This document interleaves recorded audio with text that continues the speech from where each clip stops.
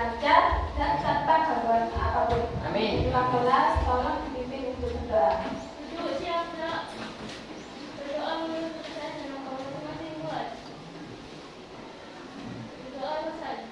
Amin. Oke, terima kasih. Jadi hari ini ada yang nggak masuk? Siapa? Davin. Kenapa? Oke. Nah, sebelum memulai pelajaran, topinya dilepas ya. Ya nggak usah pakai kopiah. Ya, topinya dilepas. Oke, sudah siap untuk menerima pelajaran PPKN hari ini? Siap ya. Sebelum kita, nah, supaya kalian lebih konsentrasi dan semangat lagi dalam pelajaran PPKN, Ibu akan memberikan, jika Ibu mengucapkan selamat pagi, kalian tepuk 1 kali. Selamat pagi. Selamat siang, tepuk 2 kali. Selamat siang. Kalau selamat sore, tepuk 3 kali. Selamat sore. Kalau selamat malam, tepuk setengah. Jadi selamat malam, gini ya. Selamat malam. Oke, kita coba. Selamat pagi. Selamat sore. Selamat siang. Selamat malam. Konsentrasi lagi ya. Yang lalu kita sudah mempelajari tentang apa? Tentang kedudukan. Pelajari tentang kedudukan, undang-undang, makna dan kedudukan pembukaan. Ada yang masih ingat? Ada. Apa? Apa? Ada berapa alinea dalam dalam pembukaan undang-undang? Terus, bolehkah pembukaan undang-undang dirubah? Kenapa? Kenapa tak boleh berubah? Bisa terjadi konflik, terus terjadi perpecahan. Terus ada lagi? Runtuh negara runtuh. Jadi pembukaan undang-undang tidak boleh dirubah. Oke, sekarang kita ke bab 2. Boleh sambil dibuka bukunya. Bab 2 ini membahas tentang memahami Undang-Undang Dasar Negara Republik Indonesia tahun 1945 sebagai sumber hukum tertinggi.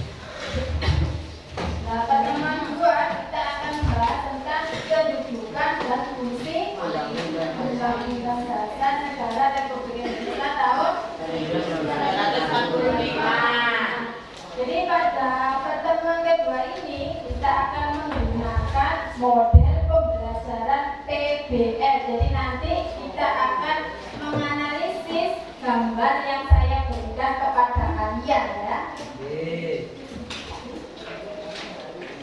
Ini tujuan pembelajarannya. Peserta didik mampu menghubungkan, menyajikan laporan dan menghormati keterkaitan peraturan yang berlaku di tingkat nasional dengan peraturan di bawahnya.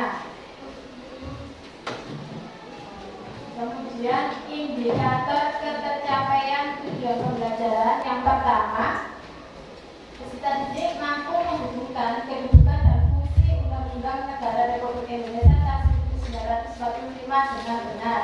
Yang kedua, kalian mampu menganalisis kedudukan dan fungsi UUD NSI tahun 1945 dengan benar. Karena kalian melihat gambar di samping seperti itu, ada yang pernah melihat? Pernah. Pernah? Pernah. Atau pernah mengalami? Pernah. Siapa yang pernah seperti itu? Atau bu. Kepepet seperti itu. Terus bagaimana menurut kalian tentang kejadian itu? Bagaimana menurut kalian tentang tentang apa itu boncengan bertiga. Bahaya, Bu. Resiko Kecelakaan. Resiko kecelakaan. Apa lagi? Kena tilang. Hah? Kena tilang. Tuh, terus apa lagi? Ayo, apa lagi? Ya, apa? Gak bisa belok. Balik. Susah ya? Jadi mengapa perilaku kita harus sesuai dengan Undang-Undang Dasar? Kenapa? Untuk keselamatan. Untuk keselamatan. Terus? Apa lagi? Apa lagi? Menghindari konflik. Nah, sekarang kedudukan Undang-Undang Dasar Negara Republik Indonesia tahun 1945. Bagaimana kedudukan UUD? Ada yang tahu kedudukannya UUD itu bagaimana? UUD kedudukannya bagaimana? Lebih tinggi dari Jian. peraturan Peraturan yang lain. Peraturan. Nah, pertama, Undang-Undang Dasar itu sebagai hukum dasar. Aturan dasar yang dipakai sebagai landasan dasar dan sumber bagi berlakunya sumber hukum. Yang kedua, UUD sebagai sumber hukum tertinggi dari keseluruhan produk hukum di Indonesia. Jadi peraturan yang dibawahnya UUD tidak boleh bertentangan dengan UUD. Kita simak video ini. Simak baik-baik videonya. Kok bisa?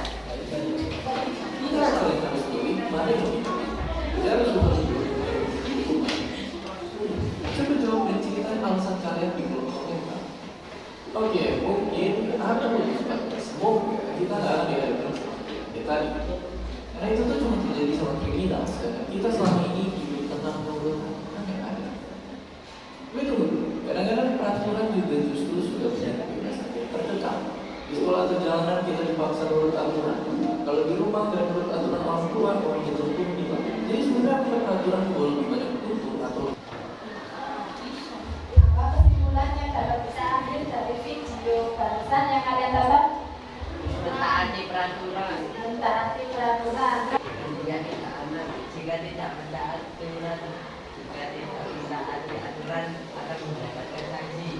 Jika tidak mentaati aturan akan mendapatkan sanksi. Sekarang kita membentuk kelompok, sudah membentuk kelompok ya. Sudah dibawa kertas manilanya, kertas kartonnya kemarin. Boleh. Gambarnya seperti ini, ditempelkan di kertas, kemudian dianalisis menurut kelompok kalian. Kemudian nanti kalau sudah dipresentasikan ke kelompok yang lain menanggapi. Lembar observasi penilaian, saya akan menilai kelompok kalian bagaimana kerjanya, siapa yang bekerja, siapa yang aktif, siapa yang kompak. Itu saya nilai di sini ya, lembar observasi ya.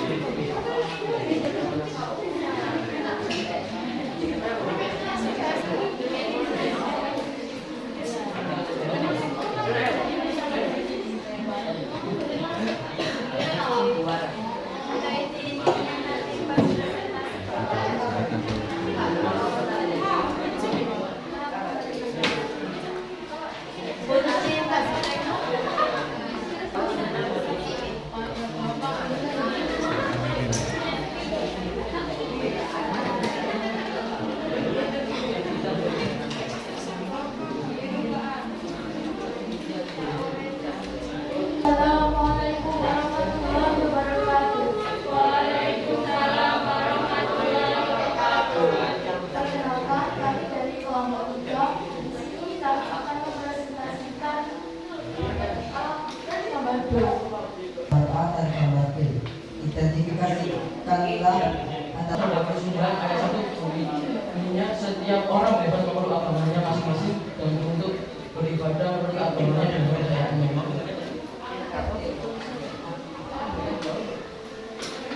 Jika setelah melaksanakan dengan bersih, memberikan kembali menurut kalian apa fungsi kemerdekaan hati tahun 1945 sebagai dasar hidup bagi masyarakat Indonesia, yaitu sebagai penentu hak dan kewajiban, kedua sebagai penentu dinamika pendidikan kebebasan dalam menentukan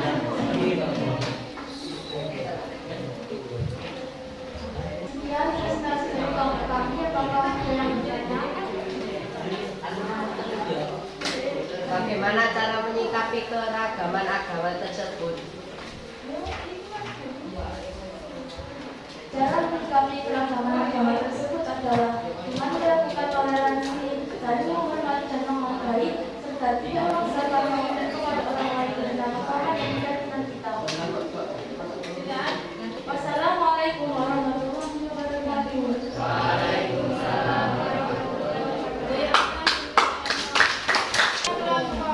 Lima.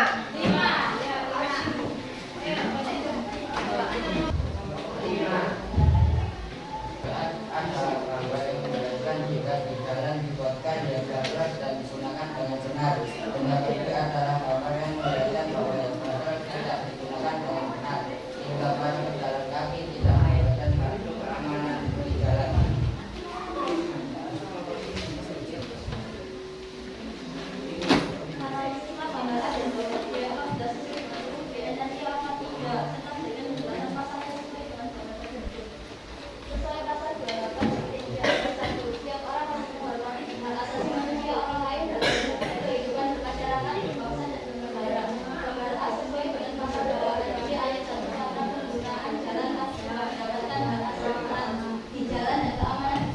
Bapak kelompok kalian, dengan adanya umum ini menjadikan negara tersebut memiliki aturan sehingga siapapun tidak bisa seenaknya melakukan sesuatu yang buruk. Kemudian diperlukan untuk mengatur hak dan kewajiban pribadi. Saya mau bertanya. Silakan kelompok lain menanggapi. Apa gunanya zebra cross? Zebra cross adalah marka yang digunakan sebagai penanda pengemudi untuk memperlambat kecepatan ketika ada pejalan kaki yang menyerang. Terus ada lagi? Kasih Bu. Iya lagi. Kenapa masih banyak pelanggaran lalu lintas? Karena para pengendara tidak memiliki sabar sehingga tidak mau menaati peraturan lalu lintas atau tidak memberi hak pada orang pejalan kaki yang akan menyeberang atau ingin cepat sampai tujuan tetapi dengan melanggar peraturan lalu lintas. Dan atau ingin cepat sampai tujuan tetapi dengan melanggar peraturan. Kelompok kami wassalamualaikum warahmatullahi wabarakatuh.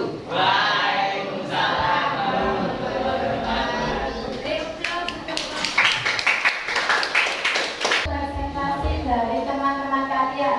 Sekarang kita akan menyimpulkan materi yang kita pelajari hari ini. Ada yang dapat menyimpulkan materi yang kita pelajari hari ini? Silakan angkat tangan.